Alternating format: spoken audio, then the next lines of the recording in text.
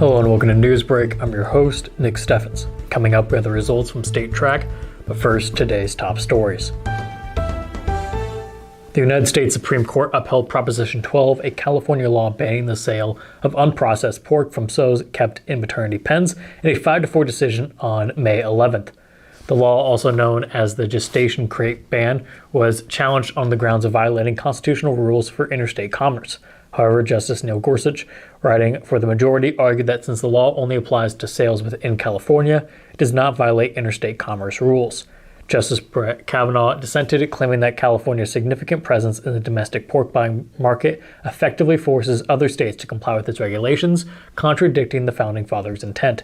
The ruling received mixed reactions. Pork industry representatives, including the National Pork Producers Council, criticized the decision, expressing concerns about increased costs, small farm closures, and industry consolidation. On the other hand, animal rights advocates celebrated the ruling as a step toward animal welfare reform. They hoped it would encourage more states to adopt similar regulations and promote humane farming practices. The decision could also potentially lead to market demand and lower prices for humanely raised animals. The ruling's impact on the pork industry remains a topic of concern. Some fear that meat packers may require all pigs to be Prop 12 compliant, which could pose challenges for producers using gestation crates. The use of these crates is widespread, with 60 to 80% of the nation's sows housed in them. Producers worry about the cost of transitioning to new farming practices and the potential disruption of the supply chain.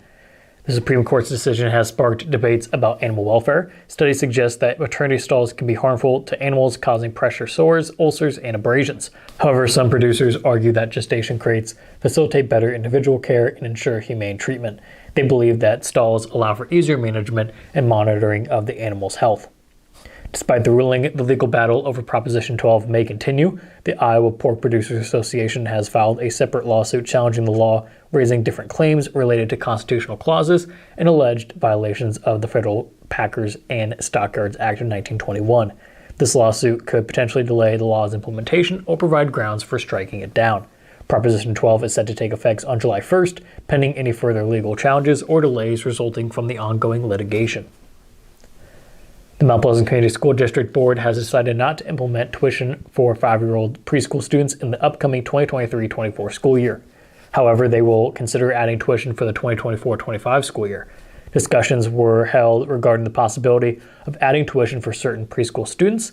Currently, the statewide voluntary preschool program only provides funding for students who turn 4 years old by September 15th. The board felt that it would be unfair to parents to implement tuition without prior notice. The board will discuss the potential tuition fees during their July board meeting. While 5-year-olds can attend preschool without tuition for the upcoming school year, preferences will be given to 4-year-old students. Parents should consider this when registering their children for 4-year-old preschool. For more information and to register for preschool, visit www.mtpcsd.org or contact Sydney Smith at the district office. The Washington City Council voted to convert East Washington Street and Highway 92 from 4 lanes to 3 during a meeting on Tuesday. The change aims to enhance road safety and improve turning convenience. The road will be repainted to feature 1 lane in each direction and a shared center lane for turning without reducing its size. The extra space on the sides could potentially be used for bike lanes or other purposes. According to the Iowa Department of Transportation, this lane conversion has reduced crashes by up to 47% in some cities. Pedestrian crossing risks are lower, emergency vehicle passage is easier, and the impact on large agricultural equipment and semis is minimal compared to 4-lane roads. Although congestion may increase during rush hour, plans to install a stoplight at Highway 92 and 12th Avenue intersection are expected to offset this. The lane conversion is anticipated to reduce wait times for commuters accessing their driveways along the busy highway. City officials acknowledge that learning curve but anticipate overall benefits from the change. Washington's inaugural International Film Festival, Farm to Film Fest, received high praise from organizers and attendees.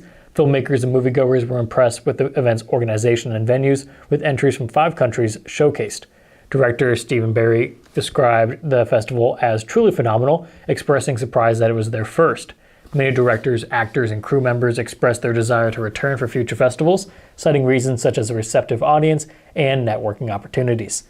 The festival offered a platform for filmmakers like Nick Odie, whose agricultural documentaries resonated with Washington County's focus on regenerative agriculture. J.D. O'Brien, director of After the Gunflint, was drawn by the festival's effective marketing and impressive logo, which enhanced the film's reputation. The festival also provided an opportunity for filmmakers to gain exposure and connect in the competitive industry. Organizers were inspired by Washington's rich entertainment tradition and aimed to celebrate it. After meticulous planning over 3 years, the festival successfully launched with a strong team and guidance from Oneota Film Festival. Despite the initial cancellation due to the pandemic, the festival fulfilled its purpose of promoting the arts, showcasing Washington, and honoring the community's history. The Mount Pleasant High School class of 2023 bid farewell to their public education and embraced the transition into the real world during a ceremony held in the school's gymnasium on Sunday. The event was emotional for many family members in attendance. Salutatorian Bowen Davis expressed his gratitude for the class, highlighting the love and support they had shown one another throughout their journey. Superintendent John Hendrickson drew inspiration from Spider-Man comics, emphasizing the students' newfound power and the responsibility that comes with it. He encouraged them to make choices that reflect their character and to prioritize making a positive impact on others. Valedictorian Bryce Wilson echoed this sentiment, emphasizing the importance of being a good person without overthinking it. Both speeches aim to inspire the graduates to make responsible and ethical choices as they embark on their future endeavors. We're going to take a quick break, and when we come back, we'll take a look at the weather and sports. Since 1905, Kelowna Cooperative Technology Company has helped our community stay connected with the latest advancements in clear, dependable telecommunications services. KCTC provides rural Iowans with access to high-speed fiber internet, as well as phone, television, computer repair, and cybersecurity solutions.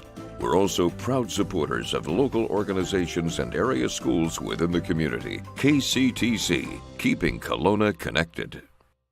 At the Capper Auto Group, we put our customers' needs first and understand that everyone is as different as the vehicle they select. We offer new Ford, Chevrolet, Buick, GMC, Jeep, Chrysler, Dodge, and Ram vehicles in a friendly environment that puts you in the driver's seat.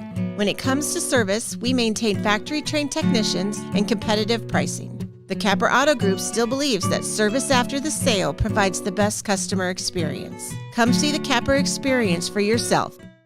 Hospice isn't a place, it's a type of care that focuses on living. Servicing a 7-county area, the Hospice of Washington County staff of nurses, social work, hospice aides, spiritual and grief support, volunteers, music and massage therapists are able to provide free end-of-life care where the patient lives. We write wills, give consent for organ donation, but rarely is there a plan for what we would want the final phase of our lives. At Hospice of Washington County, we encourage our patients to be in charge of their healthcare decisions while maintaining quality of life. Been in healthcare for many years. I know that Tammy's that person who wants to help others and take care of us. She knows the healthcare business and wants to take care of others. Hello and welcome back to Newsbreak. I'm your host, Nick Steffens. Coming up, your 5-day forecast, but first, obituaries. David Allen Wells of Fairfield passed away on May 19th at the age of 75. Benno Funeral Home is in charge of the arrangements. Elna Joyce Greenfield of Birmingham passed away on May 17th at the age of 90. A visitation was held at 2 p.m. May 22nd at the Cranston Family Funeral Home. Douglas C. McDonald of Mount Pleasant passed away on May 16th at the age of 62. A celebration of life will be held at 1 p.m. May 27th at the McCoy Shelter House. Kimsey Funeral Home is in charge of the arrangements. Ronald Francis Shoemaker of Mount Pleasant passed away on May 18th at the age of 98. A visitation will be held at 9 a.m. May 23rd at Elliott Chapel. Audrey Marilyn Kaufman of Wayland passed away on May 17th at the age of 92. Graveside services were held May 20th at North Hill Cemetery. Beatty Funeral Home was in charge of the arrangements. Those obituaries. It is now time for your 5-day forecast. The great weather we've had will continue this week. Today has been mostly sunny with a high of 83. Tomorrow temperatures will start to rise with a high being 85 degrees and it will remain mostly sunny. On Wednesday, it'll be cloudy with a high of 87. On Thursday, temperatures will reach 89 degrees and it will remain partly cloudy. And finally, on Friday, it'll be 89 degrees and partly cloudy again. We're going to take another quick break, and when we come back, we'll take a look at sports. Federation Bank is a locally owned bank providing award-winning customer service. We believe that we are more than just a federation of banks, but a federation of communities, serving Brighton, Richland, Wellman, and Washington, Iowa. Federation Bank's highly skilled staff is here to make sure you are able to accomplish your personal and professional goals, whatever they may be. Federation Bank, your family bank. I met Tammy about 20 years ago when her daughter was in Special Olympics and I was coaching. Told me that she was into doing senior benefits. We became even closer friends. She cares about everybody, especially the seniors, so call her. Family owned and operated by Andy and Sarah Ross. Ross Auto has been your vehicle repair and maintenance headquarters since 1935. We specialize in all makes of cars and light-duty trucks. With our variety of available services, let us help you keep rolling and your vehicle operating efficiently. Services include general auto repair, alignments, brakes, fuel injection, and more. Schedule your appointment today at 319-653-5656. That's 319-653-5656.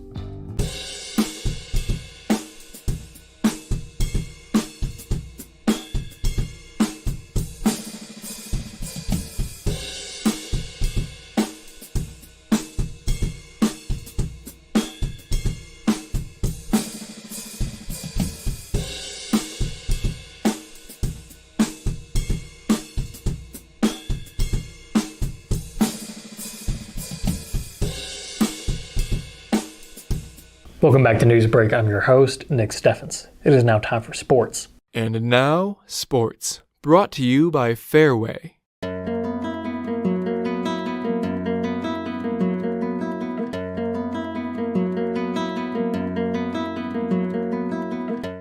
The state track and field meet proved to be a challenging competition for many big school athletes, but some Southeast Iowa preps managed to shine. Mount Pleasantsville Davidson had an impressive weekend, qualifying for the state meet in 4 events for the first time in his high school career. Although he didn't secure a state title, Davidson delivered strong performances, finishing second in the 110-meter high hurdles and third in the 400-meter hurdles. In the high hurdles, he narrowly missed the title by crossing the line in 14.33 seconds, just under 0.2 of a second behind the winner. Davidson's second place finish came after a remarkable run in the prelims, where he clocked 14.1 seconds, breaking his school's record and ranking 10th in Class 3A history. In the 400-meter hurdles, Davidson secured third place with a time of 54.13 seconds. Mount Pleasant earned additional points in the field events, with Avon Trung taking 5th place in the long jump and Isaac Jarrell finishing 8th in the shot put. Meanwhile, Washington's Braden Hartman narrowly missed the shot put title, settling for second place with a throw of 57 feet 8 inches. Hartman's second place finish contributed 8 points to the team's overall performance. On the girls' side, Washington earned 2.6 points, with Iris Dahl finishing 7th in the 800-meter run and Grace Voss tying for 7th in the high jump. That's the news for Southeast Iowa. I've been your host, Nick Steffens. This has been your news break.